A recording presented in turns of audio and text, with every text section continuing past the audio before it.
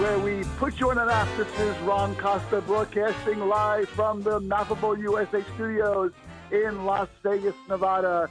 And folks, we're going to continue our discussion on opportunity zones, take it from a little different direction.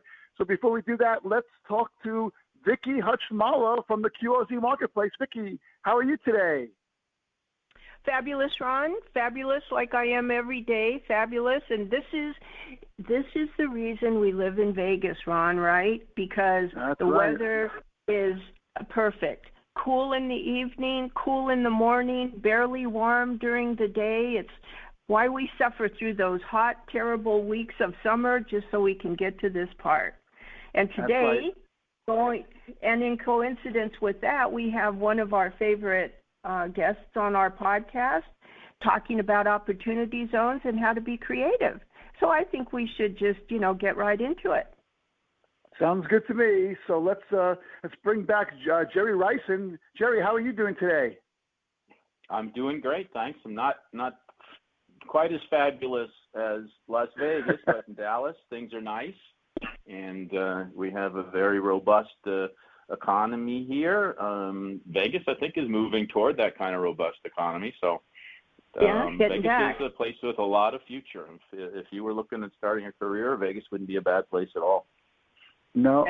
Or an investment. And despite what Vicki said at the top of the show, I'm still running my air conditioner. So, I feel like it's cold here in the offices. So, but Gerry, listen, you're the founder of the Coasis Coalition and Reihsen and Associates, right? Tell us a little about that. What you guys are doing? Yeah. So after a 3-decade career, mostly as an entrepreneur, but originally as a securities attorney, I discovered the Opportunity Zone statute in early 2018. Right after it was included in the Tax Reform Act that passed at the end of 2000. And I don't know why other people weren't kind of as blown away by it, but this is the first chance I've ever seen to create unlimited businesses with unlimited tax-free upside. And that is a pretty big incentive to go out and create businesses, whether to invest in real estate or to invest in technology or whatever or invest in traditional business, manufacturing. It's an unbelievable opportunity. And at that time I said, look, I'm going to be all over this space. I created a consulting group called Coasis Coalition Companies, and we consult a variety of things, including how to set up investment funds and investment fund platforms, how to assist investors to think about investing in this space. And then, of course, I am a securities attorney, so we built a law firm that adapts corporate securities concepts to the opportunity zone space together with tax strategies. And we also partner with licensed brokers to help raise capital in the space. So that's what we're all about. We do other work, but there's not too many people have had the luxury. Too many professionals have the luxury of being able to focus on this space because they were busy doing whatever they were doing. We just happen to be able to do that, and so we spend a lot of our time in this space. Yeah, and me and Vicki are both we're not lawyers, so we talk in regular English and everything, and so do you. So you're a real you're an anomaly when it comes to the law profession. Well, to tell the truth, as I started practicing law, I was one of the largest law firms in the world, a group called Gibson and Crutcher, where I was almost a decade in practice. It kind of amazed me how the people who were actually moving progress were not eggheads. They were not, people who had big college degrees necessarily. Sometimes they didn't even have high school degrees. But they were actors. They were movers. They took life by the horns and they moved forward. And, I mean, my legal background and experience is a benefit, but it can also be a detriment on kind of the ability to move forward and do things. So I spent 10, 15 years as a lawyer, and since that time, founded a number of businesses in tech and in investment funds, and now kind of a broad base of things that I do, including entrepreneurialism and legal. So it's all combined now. Well, and the Opportunity Zone program, We love the Opportunity Zone program. When we first heard about it, like you said, back in early 2018. I said that wrong, didn't I? I meant 2018. Yes, 1918 was about the time we resurrected the income tax as a federal income tax. I think when we were forming the Yellowstone Ranch during the Civil War, and then it went away and it came back in the early 1900s. So. Okay, let's come into modern day here, and let me start over again and say we love the Opportunity Zone program because there's really a lot of diversity into it. And so today we're going to talk about how to incorporate opportunity zones into your portfolio and how they work and the basic tax strategy behind that. So tell us why you love Opportunity Zones so much. Well, I love it because you can create businesses with unlimited tax-free upside. It's an incredible incentive for anybody to go out and create a business. The interesting thing is that it is relatively free of distracting and expensive and time-consuming regulatory restrictions around it. So it's basically a market-based incentive that says, hey, if you have produced some wealth, and wealth means capital gains in the income tax world, if you have produced some capital gains, some wealth, if you would benefit our country by taking that wealth and reinvesting it in underinvested communities, in new businesses or growing businesses, then you will get a number of incentives, the most important of which is if you keep that business active and alive and growing in that opportunity zone, then you can have tax-free upside after a 10-year old. And then you have a lot of flexibility in that regard as well. You can continue to hold and operate that business for decades, until 2047 is what the current kind of ending period of the program is. And so that gives you a lot of flexibility. It kind of encourages long-term investment thinking, which is good overall, in my opinion, anyway. It encourages entrepreneurialism. Yeah, it encourages entrepreneurialism because you have to create a business, right, or invest in a business, and it allows contrary to some of the criticism, it allows any common person to do this. There's a book called Only the Rich Can Play. It's a diatribe against the Opportunity Zone program by a guy named David Wessel. And his thesis is, look how we're benefiting the rich so much because, look, they can take their gains and get this incredible tax benefit. By the way, there's other tax benefits besides the tax-free upside. And we can talk about those, but they're not as important as a tax-free upside. Well, he's patently wrong about his thesis. And that's what this podcast today that we're undertaking is going to be about. And that is, how can regular folks take advantage of the benefits, incentives, and assist underinvested communities under the Opportunity Zone statute. So that's what this is all about, and our firms are so enthused and positive about the benefits to our country and to individual investors and to business owners and entrepreneurs of the Opportunity Zone statute that we go out of our way to assist families, individuals, family offices to set up their own arrangements with as little as $5,000 to $10,000 of capital gains, and to do it at a price point at which we assist them, which is very easy to swallow. We lose money compared to our other client base of institutional clients that are doing investment funds or 300-500 unit apartment developments, but we so believe in extending these benefits to the regular folks out there that we do it anyway.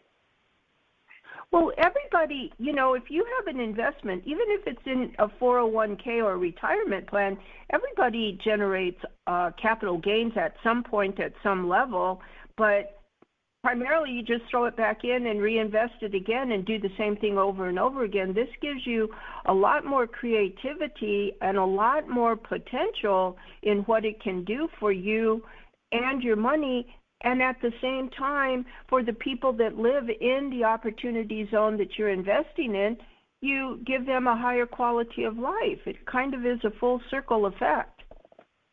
That's true. Although we do not recommend people take any money out of their 401ks or IRAs, because essentially they're already they should maximize their benefits of those programs, which already give them tax-free growth for their investments.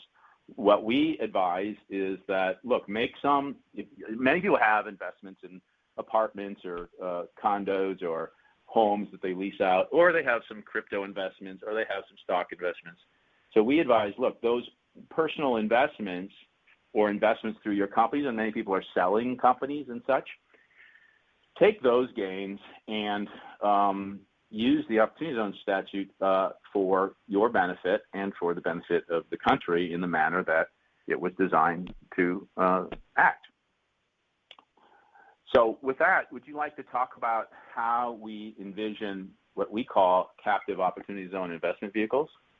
Absolutely. Well, we would love to. Okay. So let's go back to foundational dynamics. One good thing about the book Only the Rich Can Play is that David Wessel does describe the process by which the statute came to be. And it's very instructive for anyone who is looking to advance a legislative concept. Sean Parker, the famous Silicon Valley investor in Facebook and Napster and other very successful companies, decided post-Great Recession that, look, we need a way to encourage the achievement of the American dream outside of pockets of places like Silicon Valley or the Boston Research Triangle or whatever they call it out there. And he said, look, my idea is that if we can provide tax incentives for wealth creators to take that wealth and not keep it only like in Silicon Valley, but to spread it out to underinvested communities, then that would benefit the country as a whole. Pretty smart thinking. You can see why he's, a good investor. So he created a foundation, and he did this actually during the Obama administration, and mostly had Obama policy persons. These young people go to work for legislators or for the administration, and they make hardly anything, but they get great experience, and so they're dying to join things like this foundation that Sean Parker created, where they can actually make enough money to start a family and that kind of thing. In any event, so he started this foundation, and they hacked away at this for many, many years under the Obama administration. And finally, they found their opportunity to get it passed when Trump came into office, and he was doing an overall tax reform bill. Tim Scott picked it up and brought it to Trump's attention.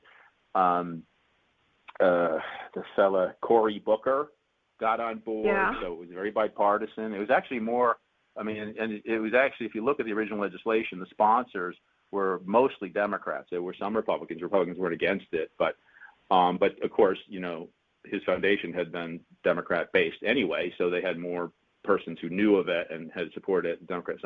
So it got passed, and the statute kind of assumes that investment fund sponsors and managers will be aggregating capital in the form of capital that persons had generated as prior capital gains to create investment funds to, invest in all sorts of things.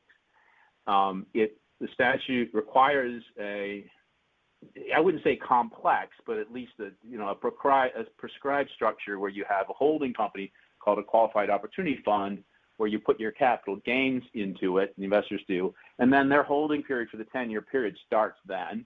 And then that qualified opportunity fund creates a operating subsidiary called a qualified opportunity zone business, which goes out and operates the business in the opportunity zone, or many businesses in an opportunity zone, or one or more opportunity zones.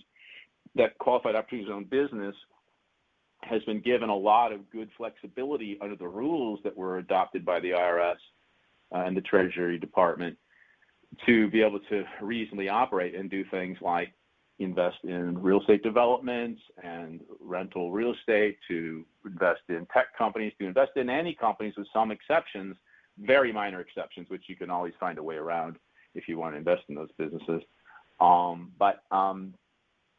But it looks like it's supposed to be kind of an institutional arrangement. But there's absolutely no reason that an individual can't set up a structure that we call a captive opportunity zone investment vehicle. So pause there, see if you've got any questions to this point. Yeah, I do actually. When you talk about an individual, you're talking about the average everyday investor all the way up to the hedge fund guy, right? Hedge fund guys are actually perfect. So I'm going to give you a basic structure for a captive opportunity zone investment vehicle, and then I'm going to give you some examples from the real world of the persons and families who can use it. So the basic structure is you have a person or a married couple or a family office who have generated some capital gains, or they have some capital gains that's available to them if they wanted to sell some personal stock or a personal real estate investment, or whatever the case may be. The nice thing about opportunity zone investing is that it's entirely agnostic as to where those capital gains come from. Most other tax incentive dynamics, like Section 1031, which allows you to reinvest money from real estate investment into another real estate investment, have limits as to your first leg of the transaction. But in the opportunity zone statute, your capital gains can come from anywhere, from selling cryptocurrency, from selling stocks, from selling bonds, from selling your business, from selling your collectibles, and you can use that to invest in about anything. So it just gives tons of market-based. Yeah, tons of market-based incentive to allow the market and what people think are going to be useful to others, that they want to buy those services or invest in those services or whatever, in those products. So it starts with those capital gains. And then what we can create is something that acts a lot like a Roth IRA. If you're familiar with IRAs, the usual IRA, people invest, I think there's a limit of $6,000 to $7,000 per person. People invest a certain amount of their income in an IRA, and then they don't get taxed on that income. And then that investment in the IRA grows tax-free until they reach a retirement age under the IRA statute. And then they can start taking money out, and then it is taxed. Well, a Roth IRA is a variation of that, where you, again, can invest a certain limited amount, again, $6,000 or $7,000 per year. But you invest dollars that have already been taxed, and those dollars grow tax-free until you reach a certain retirement age, and they come out untaxed, so you don't pay to take income tax when it comes out. Well, that's really very similar to what happens with a captive opportunity zone investment vehicle.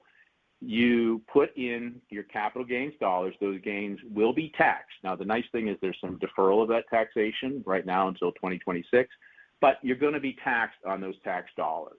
There's a potential to reduce some of the tax on those dollars if legislation that's being considered passes. It used to be in the statute, but those have expired. Nonetheless, you invest dollars that will be taxed, and then you can grow a portfolio for tax-free upside. Now, your income, unlike a Roth IRA or a regular IRA, the income you produce along the way is not tax-free. It's just, so if you have a business, If you have a business that produces income, whether it's you build a short-term rental cabin in a resort area, or you operate a tech business, if you produce some income along the way, that's going to be taxed as normal. But the value increases for an exit will be untaxed through a step-up in basis to fair value after a 10-year hold. So that's the slight difference between Roth IRA. But the nice thing about an opportunity zone, captive opportunity zone investment vehicle, is that you have tons of flexibility. You don't have any $6,000 or $7,000 a year limit. You can put as much money as you want in it of capital gains. Further, once you get it established, you can provide other capital to it in the form of personal loans to your vehicle. You can go out and get third-party loans. The income that you do generate, you can retain in your structure to reinvest and build a larger and larger portfolio of assets and businesses that you can exit anytime from 10 years out from your last investment and into your vehicle through 2047. So that's the structure. We create these for, look, the client I love the most is a really bright little young couple, married couple, in their late 20s, early 30s. They had $10,000 of capital gains. And they had identified an area within a 3-hour drive of Dallas, Texas, where you can actually get to the mountains. It's really rare. It's so flat around here, but southeast Oklahoma has a mountainous area with beautiful lakes and streams. It's kind of a vestige of the foothills of the Ozarks. You get all the way down there. Excuse me. But in any event, where short-term rental cabins have become very popular. Well, they had $10,000 of capital gains, but they also happen to have enough cash to buy a lot and build a beautiful cabin on it. This young couple, now, we created an opportunity zone investment vehicle for them. They put their $10,000 in. They loaned themselves the remaining money they needed, and they have built a beautiful cabin that is providing a lot of income right now, and they'll be able to exit tax-free after 10 years. And just think, if you're a person in your late 20s or early 30s, and in your 40s, you've built a portfolio of assets that can be exited tax-free, what a benefit that is. And they can, by the way, continue to expand that portfolio under that structure. So they had some other family investments, and those got sold about a year after we set up the structure for them. Well, they put those capital gains into that structure, and they went and bought another lot and built another cabin. So they're building wealth for themselves to give them economic flexibility and security in their 40s and 50s, and with total freedom, without any penalties, unlike IRAs or 401ks, to take things out, sell them anytime they like. See, that's incredible. That's spectacular, especially because they're younger, and like you said, they're smarter and smart enough to think about it when they're at an early age. But the potential is basically, it's exponential of what you can do based on what you start with, and what you could do anything as long as you know what you're doing. That's true, and we charge a very reasonable fixed fee to do this. The reason we do it is because all these individuals who are, they're experts in their own right in whatever profession they're in or business or whatever. They're not experts in matters of securities laws or corporate law or tax, and they have a lot of questions. And they need to ask those questions, or they're going to screw up their compliance, right? So we charge a very reasonable fixed fee, and they don't have to worry about whether it's okay to call up and ask the questions, that they're on the clock and being billed.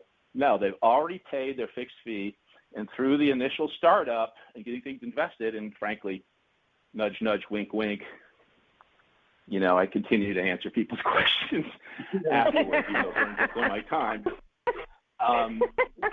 They can get full value and assure that they're staying compliant, and we help their CPAs to understand how to report and connect them with other good CPAs in the space, and so it's really a very efficient way to create a portfolio of tax-free assets that any person out there can achieve. It's not only the rich can play; anybody can play in this game. Right. That's the key to taking it. Yeah. But what's interesting, Gerry, is that the CPAs and the financial advisors, most of them don't understand this. They don't. Years into the program, they still don't. They have to go to a lawyer like you to get the details to really understand how it's applicable in real life and how an example like that can create generational wealth for somebody. So that's a problem in the industry where only lawyers understand it. It seems it's kind of strange. Well, it is kind of a problem, and we encounter, it's kind of a personality problem. There are some CPAs that don't know what's going on, but when they hear about it, they dig in and they understand it, and they become, kind of partners with us in this space. Yeah. And there's all kinds of innovation that can happen. Smart people thinking about this come up with all kinds of things. So we have encountered CPAs who add a lot of value, even if when they first started to be involved in this, they didn't really know too much about it or understand it, but they've become very active. And then we've encountered CPAs that are afraid of it or have some maybe political bent that they read in the New York Times that it was not a good program, or that maybe they read Only the Rich Can Play by this David Wessel, who are very resistant to it and think it's some sort of a scam or tax loophole. It's a definitive bipartisan program. And those particular CPAs, frankly, I don't have a lot of patience for them. And generally, I wonder why. I generally help my clients toward some of the CPAs who are going to do a better job for them. And I have CPAs that are appropriate for a young couple. Their price points are appropriate for them, all the way to CPAs who are up to the big firms or the firms right under the umbrella of the big firms that could be helpful. I actually tend to find the big firms not as, like the Ernst & Youngs or the KPMGs, not as useful as the firms right under that umbrella down to the small firms. It's almost like where they can think. Think out of the box instead of what everybody before you did. Yeah, so the problem I find with the big firms is that the rank and file accountants don't learn the opportunity zone space. They leave it to the experts in the firm, and that results in the rank and file CPAs at the big firms who are helping you not being very helpful. Instead of learning it, they defer to the experts, but the experts are overwhelmed, and so getting things done at the big firms and getting people who can be an effective partner on the tax and accounting side is a little more difficult than going down to the next level. And it's really another shame that people aren't understanding. So any questions to that point? Yeah, I do. Well, Okay, Ron first. Go ahead, Ron. Go ahead. All right. And in the example that you used, Gerry, with the log cabin, does a property like that have to physically be in an opportunity zone, or does the fund itself just have to operate in an opportunity zone? So number one, it's not a log cabin. When I was I've downsized since then, but when I was at my in the investment fund platform that we founded, we grew from zero to more than $12 billion in assets under management. I had a beautiful 7,000 square foot house in a nice area of Dallas. We've downsized since then. Now that our kids are older and out of the house. But the things that they build in these resort areas are comparable to that kind of a house. It's amazing how luxurious these things are. They're not log cabins, even though they call them cabins, I guess, because they're out in secluded areas with lots of trees and mountains and hills and streams and whatnot. But the answer to your question is that the underlying tangible assets, at least 70% of them have to be in an opportunity zone. That's 70% by cost.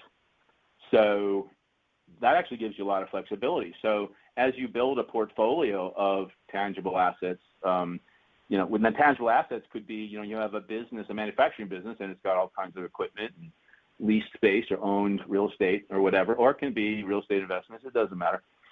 But as you build your assets in the opportunity zone, that affords you flexibility to make additional investments that aren't in an opportunity zone, wherever you like, as long as it doesn't exceed 30% of the cost of your overall tangible assets. And those assets and investments are treated the same way with tax-free upside as the assets in the opportunity zone. So when you get down to granular, it's the assets by 70% that have to be in the opportunity zone. The businesses don't actually have to be. I mean, they can be, and in some cases, especially in things like tech companies, they should be operated out of an opportunity zone. But the businesses technically do not have to be.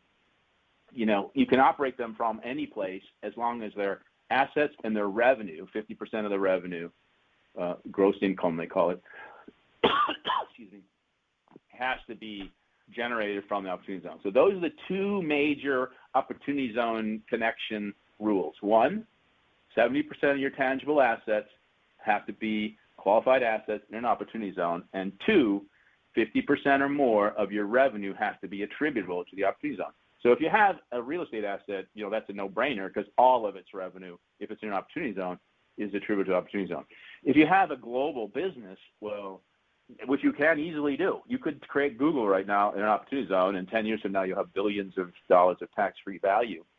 But if you have an operating business that operates globally, well, the IRS gives you a number of safe harbors to deem you having had 50% or more of your income from the opportunity zone. Those safe harbors basically require that you have significant operational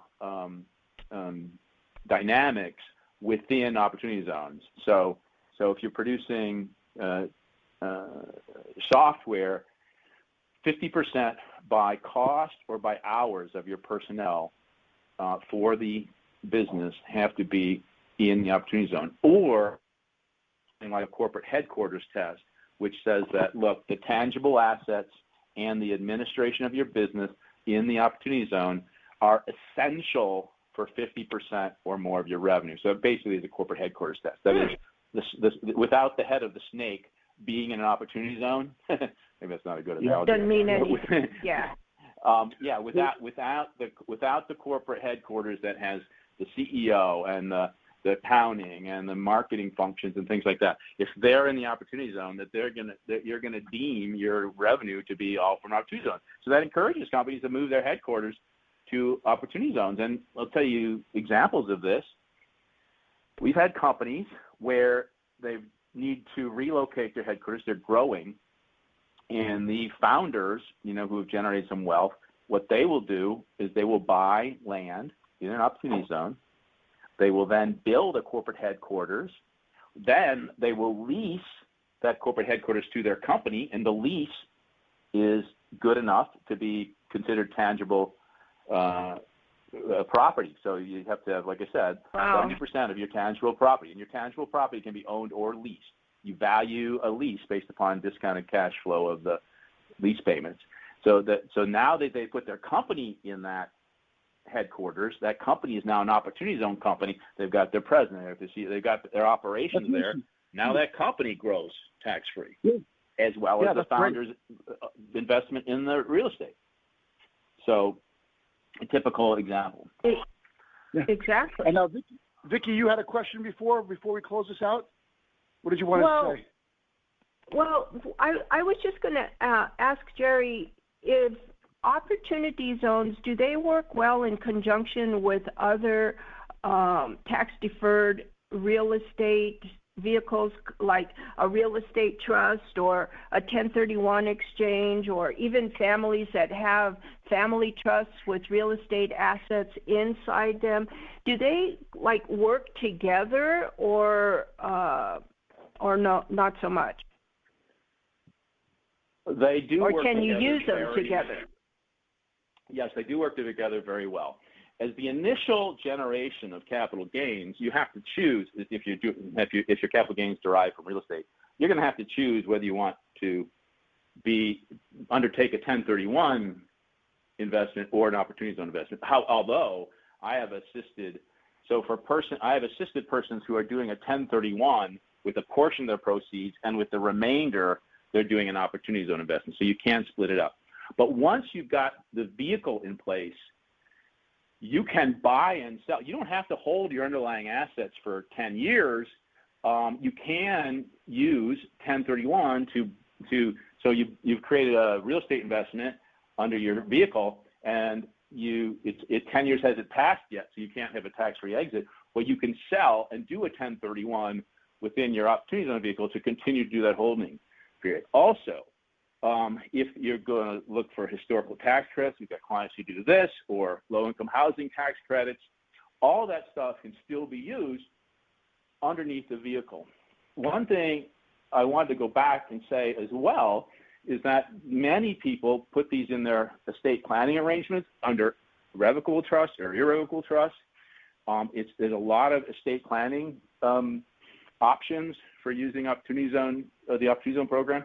And even if you don't use any particularly intentional planning arrangements, your heirs will get your Opportunity Zone vehicle, and they will be able to tack the holding period so that when the 10 years passes, we were talking about young people, but older people do this all the time too, because older people also realize 10 years flies by, as it's flown by many times for them already.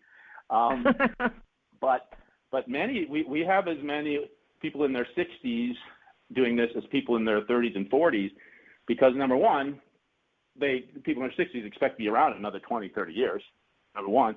Number two, should they unfortunately pass, well, their heirs will get this vehicle at what they invested in, not at the growth, for estate tax purposes, not at the value that the underlying assets have grown at, but at what they invested in.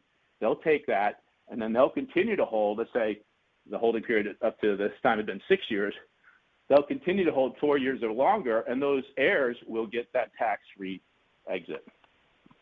Excellent. Yeah, that's a tremendous plan. Gerry, why do people go to college when they can get better information on podcasts? You know what? That is a very valid question. The reality is that I went to college in the 70s and early 80s, and people then still took the point of view for most portion of them, what am I getting out of college that gets me a career that can support family formation, et cetera? College has become largely a waste of time anymore, where people are not looking to say, hey, what is my career path? But, what BS can I study and then party? And the reality is that and pay a fortune for. That's right. That's right. And I was reading the other day about a tech guy who's a PhD in computer science, and he was commenting about how all these kids that he's working with side by side, who might not have even finished high school, are just blowing him away at their skills, because when you go to college, you're learning things that are X number of years old, whereas the people who are doing it through podcasts or through their own efforts are learning what is current now. So, the value thesis for college has become more and more questionable. Yep. True. So anyway, I agree with that. But now that we've got all this information, Gerry, I'm sure people will want to contact you for even more. So how do they get a hold of you? What's the best way? So the other day, I noticed that Manhattan Construction out of Tulsa was building a Choctaw casino in an opportunity zone. And it's an opportunity zone that requires workforce housing. So I called and asked to talk to the CEO if while they were down there building that, could we do an efficient housing project, an apartment. And I was so because the CEO picked up his phone directly and person. And I'm the same. I value that. Yes. And so people can call me direct to my cell phone at 908-2009. Or they can, and I can even text there too. And of course, by email, my law firm email, EIHSEN, as in name, swordshieldlaw.com, no spaces, no dots, no dashes, sword.com. Okay. And then Gerry at coasiscoalition.com. Just like the last podcast we did with you, Gerry, we'll put this all in the show notes so people can get it right off the click of a mouse. But Vicki, another great podcast. Huh? What do you think about this one? Oh my God, Ron, this was great. You know, it appears that, especially in opportunity zones, education is key. You got to know what you're doing, and not very many people actually know what you can do with opportunity zones. And so Gerry had this really brilliant idea to put people together that know what they're talking about, and then allow your clients to talk to you and not charge them for every minute that they're asking a question. And so they're not afraid to call you up and say, I was thinking about this, what do you think about that? And now you've educated them. They will be easier clients, and not only that, they'll tell all their friends, and now you've got built-in clients because you were so nice to them. I don't know, Gerry, I think you're a pretty brilliant guy. I think everybody should talk to you. Well, I appreciate that. And while you're talking about that, I am now looking for someone to manage a social media environment for me where my clients can meet in person or virtually, a hybrid meetings on a monthly basis, so that we can not only be available for those clients to ask questions, but encourage them to ask questions in a group environment to make things a little more efficient, because answering the same questions over and over is not very efficient for me. I do it. I don't mind it. And also, I get clients that ask me the same questions over and over. They don't remember. But I want to move toward, I don't have the time or the social media savvy, but I'm looking for someone who can participate in structuring a new business. We can make an opportunity zone business that we can monetize, have monthly meetings of our client base so that people can get together, they can share their thoughts about how they're using their opportunity zone vehicles, and they can ask questions, and they can all benefit from it. All right. Outstanding. Well, that sounds great, Gerry. Thanks for being a guest on the podcast, and everybody listening out there. You not only got a good opportunity zone overview on what we're talking about, but there's a job opportunity out there for you too. So how about that? Vicki, thanks for co-hosting the episode with me. And folks, you're listening to the Mappable USA podcast at mappableusa.com.